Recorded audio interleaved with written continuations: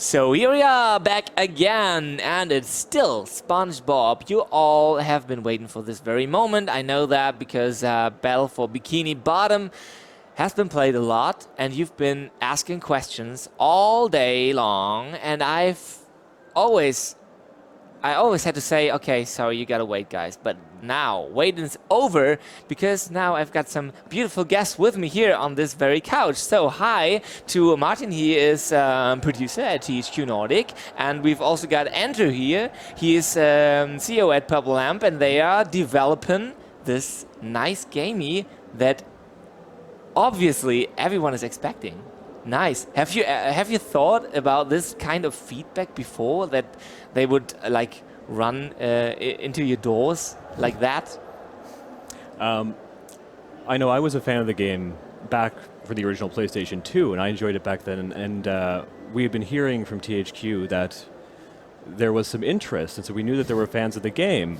But to see the reaction really has been unexpected. Just how strong the reaction has been. It's been extremely exciting. Which is cool, right? Oh, it's great. It's awesome. Like, basically, ever since we publicly announced that we as THQ Nordic, as the publisher, have the right to do another SpongeBob game, every message we ever send out anywhere on Facebook, Twitter, wherever, among the first answers was always, so what about SpongeBob? What are you doing with SpongeBob? What about Battle for Bikini Bottom, SpongeBob? And some people are actually referring, like when they talk to us, they referred to this stand as the SpongeBob stand. So not as the THQ Nordic stand, but they asked like, did you get this at the SpongeBob stand? booth? Yeah, oh, exactly. No. Okay. So maybe you should rebrand yourself, like in the, I don't know, SpongeBob Nordic. Yeah. I'm not sure. I think we'd have to talk to Nickelodeon about that, but yeah, they'd probably interfere with that, right? Yeah. THQ Bikini Bottom? Yeah, THQ Bikini THQ Bottom. It's getting funny here. I think we are in the right mood to have another look at the game, and this time you'll be able to ask a lot of questions. Yeah, you know, we've been able to actually defeat the boss in this very demo a few minutes ago. We had I'd say, speedrun worthy time of 7 minutes and 12 seconds. It was okay. Cintika really, she was into it. So like she had her first run and she almost finished it, and then she was like, okay, we need to do this one more time. And I said, okay, we have this interview slot coming up. And she said, well, maybe just really quick if I'm really quick. And she was quick. So we'll see how fast you can go through this game. But that's not the goal right here. Yeah. We want to show some mechanics. It's not just about speed. And talk about, of course, about comparisons to the original game. And this is gonna be a lot of fun. And I promise you, there's going to be a lot of questions from the chat, so please be prepared for that. I'll forward them to you. I'll just have a look at this. Wherever you're watching right now, so I know some of you guys are maybe watching, I don't know, at the THQ YouTube channel or on the Facebook pages. The chat we are using right here is from the THQ Nordic Twitch channel, so twitch.tv/THQ Nordic. That's where you find us, and that's where you'll also be able to communicate with us. So please make sure you head over to this very stream. So it's okay if you just pop up that chat and watch the stream wherever you want. Someone posted this. He was watching the stream on YouTube and has the chat here. So whatever you want to do, but if you want to like communicate with us, so why not? Please, Andrew, go ahead and jump into the game, and we'll talk about some details. I remember some of the questions that had been posed before, and I'll try to forward them to you too. Yeah, this gives you a nice overview of the whoever hasn't played the game. Like, these are the skills, the basic skills of SpongeBob. So this level, the rolling green I'll let him hills talk. of Jellyfish Fields, a place to experience nature at its most raw, and sometimes a bit tender from the stings.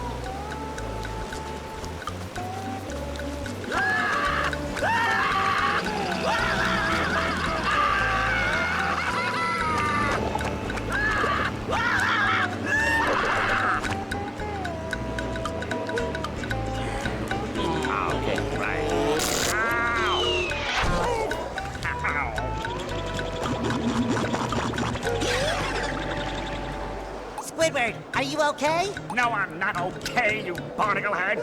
Do I look like I'm okay? Well, according to the Jellyfisher Field Manual, severe jellyfish stings can be treated effectively by applying a thick layer of king jellyfish jelly to the affected areas. Jellyfish? Well, I guess you're off to scale Sport Mountain and die a horrible death under the vicious tentacles of king jellyfish. I'll stay here, balled up here in excruciating pain.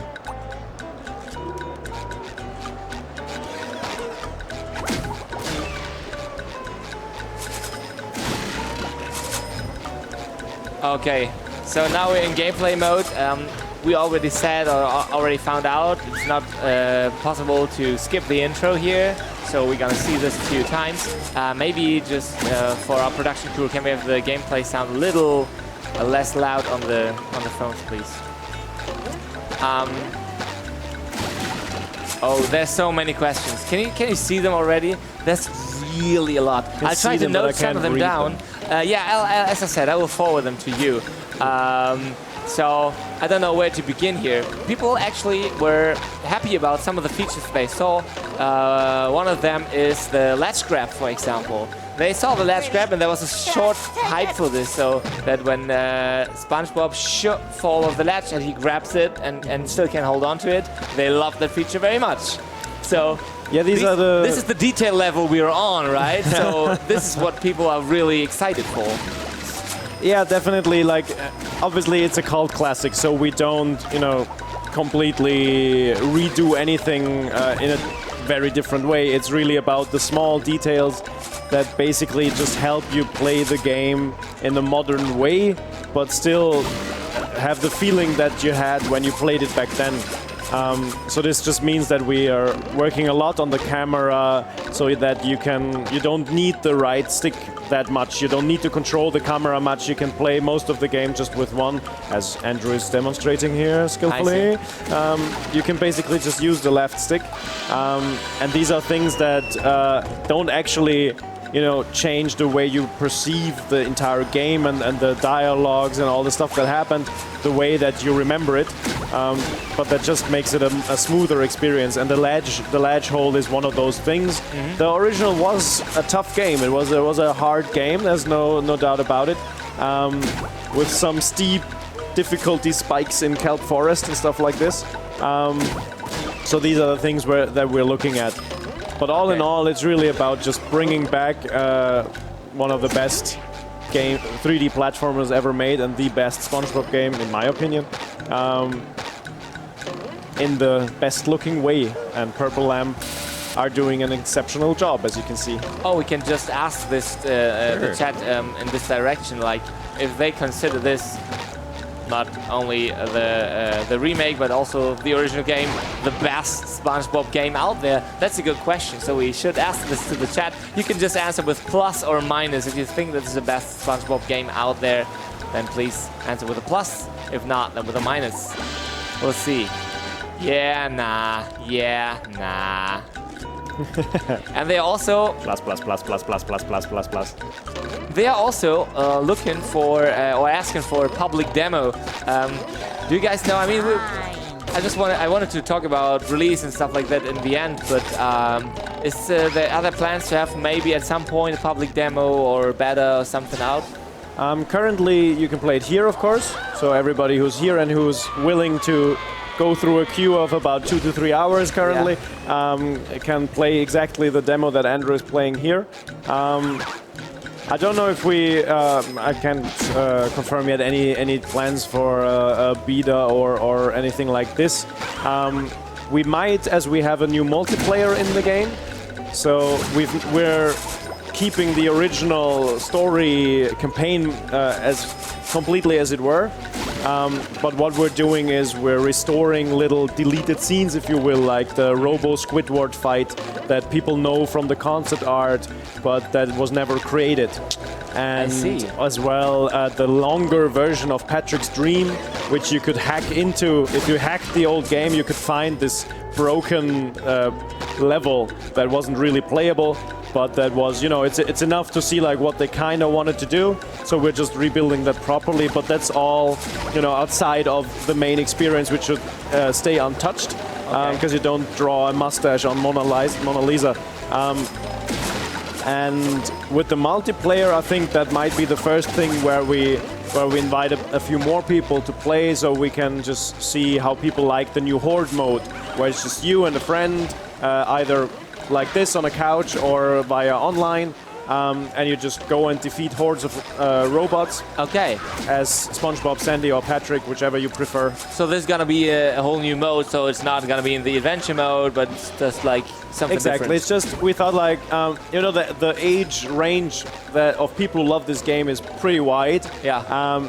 And there's, fathers who was their first favorite game back then. They want to now play it with their kid and all this kind of stuff. So when we announced the fact that there will be a multiplayer, that was one of the biggest moments of excitement that we saw. Like a lot of fans said like, oh yes, finally we can play it together as well. But okay, this online and couch co-op, right? Yeah. So that's pretty cool, because then you have options. Like we were talking about couch co-op before, and I think it's not happening as often anymore that people really sit together. But if it's possible, I think people will sometimes make use of it, right? If it's a fun game, and even here, especially when it's a rather casual approach to game, right? Then it can really be fun. That you're ready to tackle King Jellyfish? Oh, yeah. Oh yeah, we were actually having a Q quiz downstairs earlier this day, and we were asking quiz questions to the people waiting in the lines, and if they answered correctly, they got a fast path to move forward to the front of the line. Oh, nice. Which is pretty cool, right? And there was also a question about Bubble Buddy, and they weren't able to answer it, so. They were asked how the name is of him. What's his name? Kumpelblase is it in Germany. Yes. They didn't know the German, they didn't know the English phrase, so they didn't advance. So it was too bad. Okay, now we're seeing the boss fight here. Can we turn down the game a little bit more? Yeah, it's still pretty loud. The overall sound volume is pretty high. Yeah. I don't know why that is. So it we has can not see been some before. of the more of the changes which we actually made in terms of differentiating it from the original, which is essentially feedback that the player is having. So when the shield is up, the effect which is on the Jellyfish King is stronger than it used to be, and it's much more visible. So it's this idea of taking the game and not changing it mechanically and making sure that it still feels like the game, because we're big fans of that and we love the original, while slightly modernizing it. And that's primarily things like these visuals. Memory cards aren't a thing anymore, so save points, are different And you can, than they used to be. because you can, for example, in that fight, see now clearly that once he shoots at you, once he does his wave, that his upper part is vulnerable, but his legs are still dangerous. Yeah. And that was something that for many people, like when they now played it, when we first reproduced it exactly like in the original, people landed on the tentacles and they were like, why does this still hurt me? Yeah. So we wanted to show them clearly, he might be vulnerable on his head, but the tentacles are still dangerous. So these are the little things that just also to make the game playable for really young kids and everything. It actually was a little difficult for me to hit him at the first approach. I think the timing of my jump was not correct, and so I always landed on his tentacles, and then They need a double he got jump. me. Double So I knew I had to jump, but I didn't perform it correctly. So that was actually really frustrating, because I was so short on time that this cost me the win.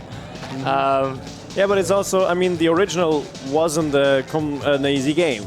So obviously we're making it a little easier in terms of save points and the pixel perfect jumping that was required on the PS2. But at the same time, it shouldn't be a breeze. It should still be, there should be a bit of a challenge, just like it was back then, because otherwise it's not the same game. Yes. So you still need a bit of trial and error, or like trying around, and a bit of skill to survive the fight. To learn how But the you see boss the behaves. do you see the bigger gap between his tentacles? That is where you shall land. I see. Yeah. Okay. Okay, thanks for the tip here. It's a little spoiler though, but no, I'm good. I'm good. We'll spoil the very first one. The rest of them you're going to figure out there's yourself. still like 7 different boss fights to come, so Cool. it's okay if we spoil it one. So this is one of the bosses that is straight out of the series. So it's the Jellyfish King and the Flying Dutchman. But then you've got Robo Sandy, Robo Patrick, Robo SpongeBob, and Robo Plankton. So you've got these mecha versions of the main characters that you defeat, and they are also very, very iconic kind of characters from the game, because they only exist in the game. So all these robots and the tikis, so the little the little wooden faces that you destroy, they are really unique to the game. They're not from the series. So this was, I think, one of the biggest things that how the team is really recreating these PS2 models, which didn't have that much detail. And now each robot has like a lot of little lovely details where they are really doing a great job of just adding a lot of personality to each robot. Because you can tell from the old game what the personality of the robot was. And from their main kind of details, but now you can add so many little nice things, and even like it's a joy always to just see the concept art. Even the concept arts make me laugh. Something we talked to the team about a lot on that is the nostalgia factor. When I remember games from my childhood and I go back to play them now, they don't look the way I remember them looking. Yeah, yeah. And what we can do with this is kind of take the way we thought it looked back then and actually make it look that way now. Yeah. This is a pretty good description of the process you're going through, because this is the exact same thing as with Destroy All Humans, of course, because they had this similar approach to, okay, what can we do to make this experience come back again and not the exact game, because that's not what you want. You don't want this. I mean, there can be some flaws still in the final game. There's no problem, but they might be different from the flaws the first game had, right? Yeah, it's also the question of, just level of detail. A PS2 product, those were great games, and the graphics were a bit simpler. So I think you used your imagination a lot to add the details yourself, and now basically the tricky thing for both Destroy Humans and the team from Purple Lamp is to recreate the robot with kind of the details that you imagined back then when you played it first. Because you also looked at that robot, you saw its personality, and then your brain made it, filled in the gaps. Yes. And now we tried to fill in the gaps kind of the same way that you did. And of course, a big help here is that we have the support from Nickelodeon, who obviously know the series better than anybody else, and can give us hints and pointers and say like, okay, these kind of objects, these kind of colors, these kind of things are what define SpongeBob, what make a SpongeBob thing look SpongeBobby, and that is obviously a big help. But I think the other big help is that the team just loves SpongeBob. Like there's so many just die-hard fans in the team that all these things, the colors and the objects and everything is just burned into their subconscious. Okay. So that helps. It really does. And it goes to that same thing of when we are recreating these boss fights, and it's like, okay, that's not how I remember it. What is how I remember it, and how does this feel for everyone within the team? And we're kind of trying to do that. And of course, the support of Nickelodeon is invaluable there, because they can really help guide that process in a really dramatic way. And so we're not really happy until it's like, yeah, that's the way I remember it, even though that's absolutely not the way it looked. And that's been a really wonderful opportunity to get to take the imagination we had back then and actually turn it into a game. It's been really awesome. Which is not easy to take the step back at some point, right? So you got to get this outside perspective somehow. But it's still funny. I mean, I know there are a lot of fans of the series. Lenny Ficate and Hardcore Cosplay have been here today at around noon, have been doing the first gameplay slot. So the first time we've shown it here on stream. They are also huge fans, and they said they watch SpongeBob every day at breakfast. So like this is really something. It's part of the family. Going on. He's part of the family basically. They were really hyped for the game. They loved to play it. They loved playing it. So very interesting here. And they haven't played the original before. So you also, I know you want to, like, the nostalgia factor is very big, but you probably also want to make a Of game for course. new players who didn't play this before, right? I mean, honestly, it's just a great platformer. So even if you're one of those few people on the planet who's not a mega fan of SpongeBob, then it's just a good platformer. So if you're a fan of the genre, there's still not that many awesome 3D platformers with this kind of, crazy range of different gameplay options, because that was kind of what defined this PS2 golden age, when they just, had so many, tried so many different things and had so many little options. Like we had in this demo, since it's pre-alpha, so it's an early version, we've got a lot of, coming soon signs lying around. Like you can see it here, coming soon, coming soon.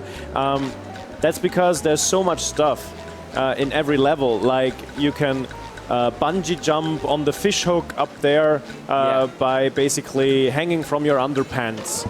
You can turn SpongeBob into a ball and roll around. You can slide down long tracks on your tongue with SpongeBob and Patrick on his bum. So there's just heaps and heaps and heaps of little bits of gameplay. And this was very special to that era. And that's just nice to recreate.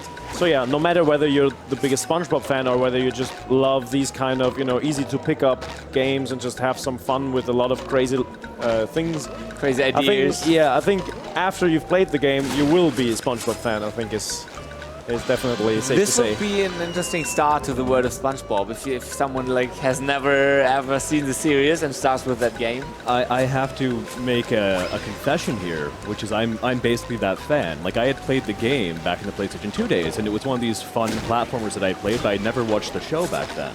I just really? enjoyed the game on a mechanical level. That's fun. And it wasn't until we were in talks about this coming up that I actually started watching the series for the first time. And at first I started, okay, this is work. I have to sit down and I have to understand what this is about. And certainly... That's such a hard job you it was had terrible. there. It was really challenging. You had to... And you it's can a tough relate, industry. right? Yeah. That's hard to watch SpongeBob for... Sometimes we watch TV for 10 days straight. Yeah, That's it's so tough. bad. It's brutal. And at the end of it, I was definitely a convert. And I became a huge fan over the course of it because I had just missed it. Like it was not in my, in the time for me. So I loved the game, and the show just had passed me by somehow. And now, now I'm a bit of a fan, I think it's safe to say. That's really nice. And for me, it's basically the other way around. I back then didn't have a PS2, so I played it at a friend's house a little bit, but I actually didn't know like how much stuff there is, because the stuff we're showing here is basic like 2/4 of one level, and there's like 12 or something. So it's a massive game. So I didn't know a lot of the levels, but I know every episode of SpongeBob by heart from the first day that they came out. So it's the other way around. Like for me, it was just nice. This is like from after the second season of SpongeBob. So this is like really golden age when the original creator Steven Hillenburg, who we all are very sad that has passed away last year. He was still deeply involved in the series back then, and you can feel that it's from that time. So and that's just kind of nice. I have some questions when we were talking about mechanics coming back. There was one more question earlier, whether or not the spin jumping would be back. The Spin jumping, I don't know about that actually. Maybe they not this or maybe this, they mean something or else. This bubble bash. They were asking about or spin bubble jumping, spin? so I was wondering. So you don't know what they're talking about either. I'm not sure what they mean with spin jump. There's like he has the bubble spin. This is the spin move, which you can do while you jump. Yeah. Which would turn it into a spin jump, I guess. Is It this would. what you were asking for? Okay, maybe your question's answered then. What did we ask? When you jump, the attack spin to get more airtime. So basically the little kind of like speedrunner tricks to get through the game quicker. I mean, those are things that is kind of tricky to reproduce. Like a fan actually approached me after the stage show and asked about like whether we bring back glitches where you could use shortcuts in the level and all this kind of stuff. And we just look at it case by case. If it doesn't break the game or if it's not a problem or something, and if it's really hard to execute for some speedrunner or somebody, I think it's okay to leave it in, but it's really case by case discussion. Obviously, an average player shouldn't be able to accidentally run up somewhere and then be like, oh, where am I? Why am I here? Especially since you can change character. So you've got 3 characters and they can reach different parts of the level. If with Patrick you grab the freezy fruit, which we passed earlier, and you throw it on the goo, then the goo freezes and you can walk on it. With Sandy, so you can also only do that with Patrick. And with Sandy you have her lasso and you can lasso your way across the level. So there, obviously, if there was a glitch in the old one that allowed you to go somewhere where you shouldn't with another character, then we will likely try to avoid it. But this particular thing, I think... I can say there's actually been some real debate about this because I'm personally a speedrunning fan. And I like to watch speedruns, and I enjoy that community a lot. And I guess our feeling is we're not intentionally making the game glitchy. And that's safe to say. But I'm sure that no matter what, speedrunners being what they are, they will find a way to break things wide open. And it might be a new route for them. It might be a new system of speedrunning for it. But we're... Inside the team, we have a wide variety of personalities in this kind of thing. So, but it's just cool that you you're aware of the speedrunning community and that you looking at this kind of stuff from requests, you know. SpongeBob has a massive, like the original already has like a massive speedrunning community. And it's probably also down because it has a lot of variety, so it's not easy to go through it quickly because there's levels where there's I can't talk and play at the same time. So there's basically levels where you have to, there's a huge boulder running and you have to turn on a lot of switches to make sure that the boulder keeps running. And doing that, even just on a normal speed, is already tricky enough. And trying to do this super quick is not an easy task. Yeah. So it's not exactly Dark Souls with the yellow sponge, but it's also not an easy game. We want to maintain an element of that difficulty too, because that is part of what made it fun. Was that there was some real challenge there, and I think if we were to pull that out entirely, it would be a different game at that point, and that's not what we want to do. We throw in the term a lot, faithful remake of the game. Because everything is new. All the levels are actually completely redone. All the models are redone. It's a 100% new creation. But we're doing it like side by side with the original to make sure that it's a one-to-one conversion of it. And being very respectful of a game which we really liked. And just making the version that kind of we want to be playing. Yeah. And I mean, those are. I think I get it that some of the requests here might be quite special requests because they are actually really aiming at the speedrun stuff because they are using those exploits or whatever it is, glitches, to keep their times or to reach their times. So that's why they're asking whether that's still in or not. But I think isn't it always also a challenge to find maybe doing the routing for a speedrun is a huge part of that community. And so what I can say is there definitely will be speedrunning possible in this. What it would be, if we found those bugs or those glitches, we would take them out. But I know how these guys work. Yeah. And I'm sure they will find ways of having a speedrun of this game. I'm really, really looking forward to it. But no, I can't anymore, but I used to basically shut down during the GDQ events each year for AGDQ and SGDQ. For the week of that, really pay attention to that more. Now, these days I have to kind of pick and choose what I watch the next week, so I don't have the time I used to, but no, I really enjoy that community, and I'm looking forward to see what they do when they get their hands on this one. Yeah, that's definitely going to be some fun. Oh, it's going to be so embarrassing, because I'm sure they're going to find these like huge exploits and skips, and it's going to be like, right, we probably should have fixed that. Yeah, but hey, what I mean, if it's out there, then it's out there, and I think that's pretty fine.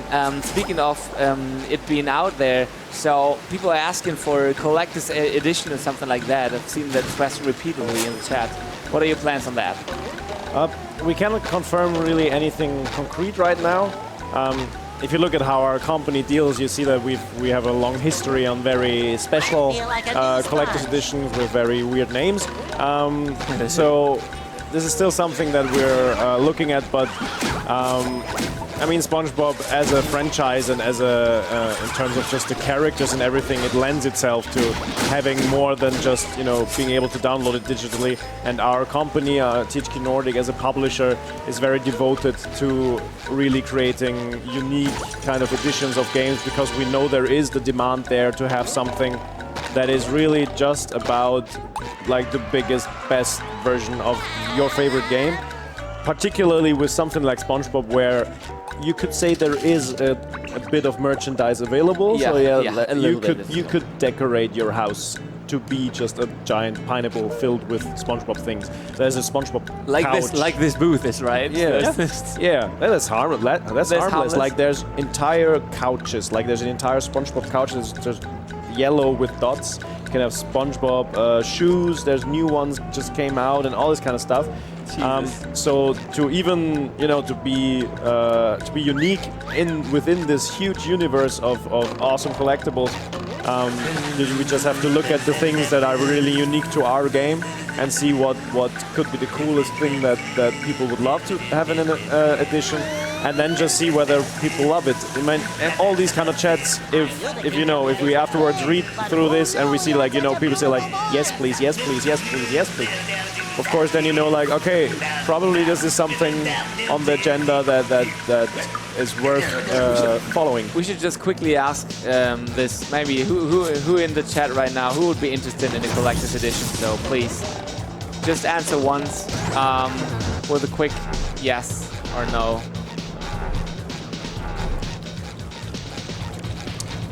Let's see who's interested. Everyone. I would say that's pretty clear. So there's a few at least. Yeah. One or two are there. Looks slightly positive. Slightly positive. No. And I mean, this boss fight actually is a bit of a topic switch, but this boss fight is an interesting example of what we said about like how people remember the game. So a lot of people remember this boss fight in a way that the Jellyfish King will only slam down to the ground if you go close. So this is what a lot of people thought back then, that you have to get close for him to do this, which is not really the case. I see. So this basically then brings about discussions internally of like, but if a lot of people remember it, that this is how it was, should it now be this way? So these are the kind of things where we'll also just, talk to fans and talk to people and say like, how do you remember that fight? Like, what did you think do you need to do to actually survive this fight? And yeah, it's a nice example of that everybody perceives a game slightly differently. I need underpants. I need underpants. So need underpants. Give me underpants. Underpants. Underpants. Get to the underpants. There we go. So, okay, at least 2 lives better than 1. Yeah, at least you got one more try if you fail. Okay, other questions. Okay, what do we got here? Feel like a new sponge. I see. What about cheat codes? Any plans on those? You want to implement cheats, or is that something you'd say, oh no, we eradicate this? I think that's something that comes very late in the game. You always have cheats while you develop a game, because otherwise it's a bit hard to develop them. And then it's always a question like, how many of these cheats make sense in the game? How many people really want them? Because on the other hand, you know anyway that if you don't implement them, somebody's going to write a trainer and just make sure they're in there. I think if we do any, it should be something funny. But we also just want to make sure that whatever we implement doesn't affect the very core experience. On the other hand, it's if somebody if it's a smaller kid who's a huge SpongeBob fan and just wants to have unlimited lives or whatever, just to be able to play the game, why should we say no? Like it's a game that's just meant to be played by many people who love the yellow sponge. So I mean, I guess my feeling is similar, which we haven't we have developer tools, of course, during the course of it, so we can really get through levels and see that. So we have all that for making it. Whether or not it makes it the final game, I can just honestly say, isn't a decision that we haven't made yet. I don't think it's a discussion we've actually even had yet, to be honest, in huge detail. Not without beer. Yeah, well, certainly lots then.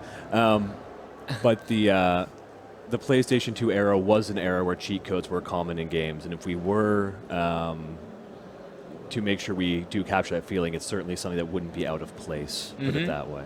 Okay, so it would fit. You'd say It would. You'd say it fit. I'd say that given Like- the game's history and the time it was out, that having those in there would be fitting, yes. Yeah. Okay. It just also needs to, it also needs to fit the series. Sure. So we wouldn't, I don't know, put in a mode that makes you destroy, like puts blood in the game or whatever. So nothing that doesn't, fit the vibe, the just happy peppy vibe of SpongeBob. Fully destructible terrain, For example, Yeah. no need for that. probably not. Probably not. As you've been talking about the series, there's the series and the movie. People are also asking about the a movie-related game. Are there? I don't know. Have you ever been thinking or talking about other SpongeBob games you would make afterwards? I mean, or is it at least possible? What I You can mean? Oh, yes. Yeah, sorry, what I can think from the studio perspective is that we are really focusing all of our attention on this one right now and making sure. I mean, we're not a gigantic studio, and we have a big team on this working on it, and all of our attention is going on that. In the future, certainly I wouldn't be opposed to doing more of them. I can say that safely, but we'll just have to. I can neither confirm nor deny. It just depends on the fans. It always depends on the fans, and this is the first step. It's the first time people, like actual human beings, can step into a booth, grab the controller, and jump around and give us the first impression. So far, I mean, if I look out there, it's very positive, but it's always first things first. First things we make this it's a gigantic task to make this the game that it deserves to be, and then. Obviously, we hope that we can do more.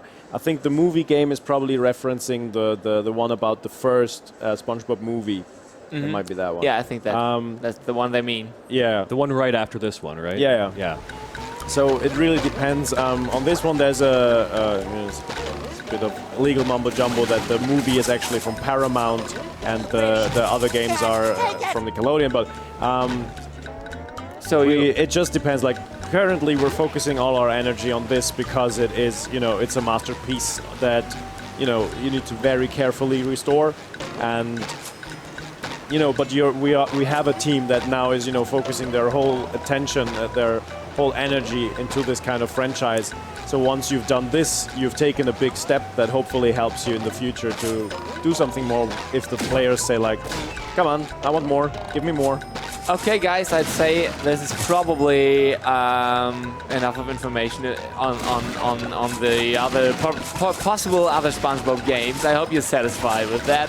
I forwarded your question, so this is cool. At least you say it's possible, so they're really happy with the answer, I think. It's possible, so they just have to wait until this one comes out, and then we'll see afterwards. It's a pretty good answer on this. I have one or two more questions that have been also popping up. Don't worry, I got you. I have all your questions right here. All of them. So what do we have? What else do we have? Okay, yeah, voices. What about voices? Which of the original voices will be in this game? Basically, the way you can also already see it in the demo has basically a simplified version of the actual dialogue system of the game. So if some fans of the original will have noticed that at the beginning the dialogue is shorter than in the original, and there's no close-ups of them like talking back and forth. So this is all still to come. We're in early development. But apart from that, basically the English version is faithfully exactly the same voice file. So these are the dialogues from the original, one to one. We're restoring the cutscenes scene by scene. We're just polishing them, making them more detailed. But it is really exactly what happened in the original. And for Germany, we're doing a complete new dub, a complete new voice dub, Okay. but with the actors from the series. Okay, So cool. we're looking at bringing back all the original actors from the original game to re-record, to record a new German dubbing with Santiago Zismer and stuff like all these very well-known and beloved voices. And So nice. great people. I hope that satisfies you too. One probably minor question about the frame rate of the game. Do you already know which Well, that's is not a what's minor gonna question be? at Yeah, I all. mean it's important. Yeah, but I think it could be answered pretty quick. I thought. Yes, our goal is to have 60 frames on this game because for a 3D platformer, that just makes a big difference. You want really a smooth experience. Obviously, there's always a big question about how much shiny VFX things you want to have around, and that then drops your performance. But in our case, it's a game that lives off of this SpongeBob style that is like a very clean and nice and simple style. We don't have to overcrowd it with effects. The team did a lot with the shinies and put in more collectibles and stuff like this. And obviously this is all much more elaborate than in the original, but at the same time, what really for them is the most important thing is to be somewhere at 50-60 frames at all times, because it just makes the experience much smoother, and I think a lot of speedrunners might be very happy as well if the frame rate is stable. So yeah, that is definitely a big thing. Across all the platforms, PS4, Xbox One, PC, Switch, everywhere. So this is definitely gonna be everywhere, right? Okay. All the cool. platforms. All the platforms. all the platforms. 60 frames, yeah. Okay, cool. This is gonna be nice. The colors we're seeing right here, is this always already close to final, or are you also planning on changing little minor stuff on this? The colors? The colors. This is pre-alpha. Yeah, okay, so this is also gonna be like... This is pre-alpha. Yeah, sure. It's going to go through a lot of revisions through the course of the process. Like even the little Okay. bumping of the robot at the end of the cutscene, this is just something that Yeah. popped up really late before the show. I mean, the level is, there's already been a lot of effort put into this level, obviously, because we that's want to what- show it to the public. And you can see it, So, that's what yeah. So, saying it's pre-alpha also means like we are in general at pre-alpha. This level is a bit further down the road, but at the same time, certain things that affect the entire game, like frame rate, but also the entire lighting, that then affects all the colors. So that's why we're saying like, look, simply because of that, we need to say it's pre-alpha because, it might look subtly different, but it will look different just in terms of the colors, the lights, all these little things that are getting polished up until the very end, and at the very end it really comes together. But I think what you can already see and what we can tell from the feedback is that gameplay-wise, it's it feels right. The camera is good. The punch, the swing is punchy. It makes You can fun. feel It makes fun. You feel right? it break. That's important. Yeah. Like when you punch it, you can really Collecting feel the it. items is also cool. Yeah. So that's really like addictive. You even if you don't need to collect those for the demo, you just want them. Yeah. They're so shiny. I mean, that's one of the things that the team was very keen about, was to spread a little more of the shinies around. Also to kind of, it doesn't give you an overwhelming amount of guidance. We didn't want to, spoil all the secrets. But at the same time, if they have spread a few more shinies around the level to give you a bit of a better, like maybe look over there, maybe try this bit here and stuff like this. Okay. So we're almost heading towards the end of the session here. So let's just really quickly talk about the plans for the release of this. We already heard it's going to be on all the platforms. So what are you aiming for the release of this game? So you obviously haven't put out a release date yet, but like a rough region. We're basically currently our release window is just 2020. We're gonna soon, probably in the next few months, we can then give out more details about narrow this down. Video games are a complex product, but we know it's coming out next year, and we'll of course try to deliver it to people as soon as possible, so they don't have to chew through their fingers waiting.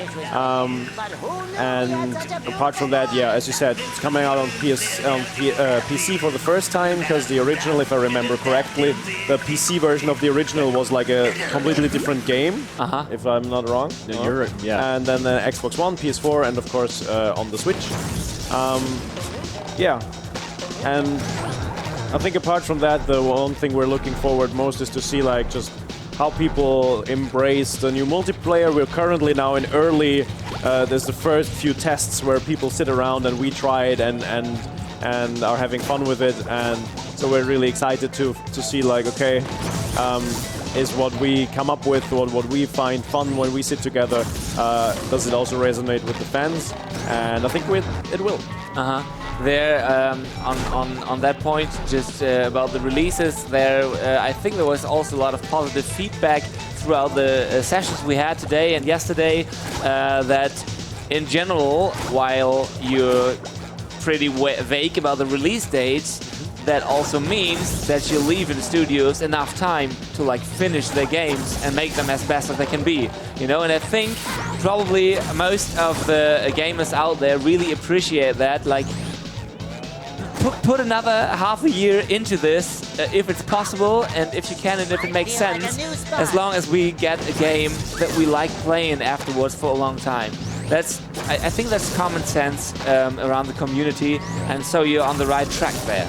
It's always the question of, you know, timing, budget, all this kind of stuff, but also of making sure that, you know, we don't want the development studio to have to work through Christmas or something like this.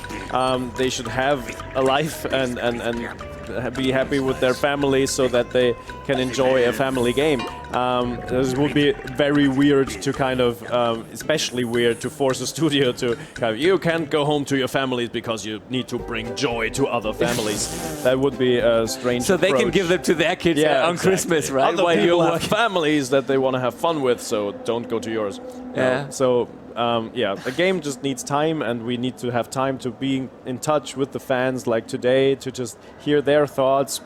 Because, you know, we're one part of this, but the whole process is a joint effort to bring justice to a legend. Someone just wrote that it could be 2021, just if you make it good. But I mean, we can certainly say 2020. yeah, we can safely say that. But I have to say that it's also been, it very much is an effort with THQ Nordic and the support that they have. It really feels like, as people were saying, in terms of the game being done right, taking the time it needs, getting the support it needs, THQ is certainly providing that to us. And Martin, especially in this case, is always available and always a big part, and very much a very large piece, in fact, of the project, you know, which is a very large piece. Very large. That's just Gamescom, come on. Yeah, no, it's a fantastic relationship there, and it's really working out very well. Cool. And we have another partner with Nickelodeon who also supports me on the other hand, and us, and just you know, helps us, guides us through this just beautiful franchise. We have access to their, you know, as I said, this is also important. I mean, this is an important franchise for them, maybe their most valuable franchise, and they're letting you do this, so you gotta appreciate that too, right? And they know it's not just the franchise. They know that this game is, you know, it's a very special game. They know this as well, and they love the game just as much as us. And they're super excited every time we send them something new, and then we talk about the robots and all this kind of stuff. So there's just tons of love and excitement going across the planet from us. We're both based in Vienna, which is very handy. Like our offices are basically 2 streets away. So no Skyping, just always talking. That's nice. And the other office of Nickelodeon is slightly farther away. It's on the other side, is in New York, and other side of the world. Yeah. Yeah, that's the cool thing about video games. You know, there's completely different people from different continents, but we're all working on something that we all love, and they're connected through this wonderful creation of the wonderful Steven Hillenburg. And we feel the responsibility of that as well, like both to the fans of the game and to Nickelodeon and everyone else. We understand just how important this is to a lot of people, and we're taking that extremely seriously. Yeah, I mean, that would really disappoint some people if there's this game. I mean, they love the series, and they also love the original game, and then this wouldn't be a good game, so some people would actually be sad about that. I mean, really sad, I mean, think. I would be one of them. Yeah, and Absolutely, you in would be this one of case, them, yeah. so- It's even little details, like one of the fans wrote us when we released the teaser, there was this lady who wrote us like, please don't change Mrs. Puff. And we're like, okay. Like for this one fan, Mrs. Puff and the way she talks in the game and the way she shakes and stuff Yeah. like this little detail for her was like the most. She really wrote like a super lovely email, like please, please, please don't change Mrs. Puff. Mrs. Puff was so great, and I really loved her in the game. Please don't change Mrs. Puff. And so it's this level of just, you know, everybody. For me, it's the Flying Dutchman. I'm just the biggest fan of the Flying Dutchman, so I'm still waiting for the graveyard, for the level with the Flying Dutchman. So everybody has their favorite little thing, and that just boosts you towards, you know, attention to detail, because you never know whose favorite bit was just Larry the lobster, or this little dialogue, or the bungee jumping with the fish hook, or surfing on your tongue. There's just, you know, the list is goes almost on. endless, right? Yeah. And we have to do it all right. We have to get it all done properly because it's someone's favorite part. Of those. It's a lot of work to do, but hey, let's again be realistic here. This level already looks fantastic. I mean, people loved it. I think people loved it playing it. We are all day we're seeing people leaving this booth, and they're all happy. They're all smiling. They had fun playing it, and I think we saw this demo today like 6, 7, 8 times, and people are really eager to see more. And I think that's a good sign. So we're on the right track here. I'm really looking forward to it. And maybe next year, 2020 at Gamescom, we can show you more of Battle for Bikini Bottom. I hope so, at least. I think very that's sure. I think probably we can already. You'll see stuff pop up on the internet. It's probably realistic, on Twitch right? and everywhere else of more like as we go, you know, towards Christmas. It's just, you know, as things get polished, we can release more stuff and show you the robots and the robot bosses and all this kind of stuff. Okay, nice. So, guys, thanks for being here. This Thanks for is having us. Andrew Thank you from for having us. Purple Lamp. This is Martin from THQ Nordic. So, nice having you here in the studio in this little show. We're gonna go on a short little break afterwards, and then we'll be back just for a few more, I think 1.5 hours more of program today, but we'll be here all week, so make sure to tune in every day from 10 p.m. CEST, so that's German time, every day until Saturday. We'll also be having more SpongeBob gameplay. I mean, it's basically the same gameplay, but we'll have other guests playing it, and it was so much fun to see them explore the game for the first time. You gotta rewatch all those videos. It's really fun how they experienced this. So thanks again for being here. Short break, and then we'll be back after that. Thank you.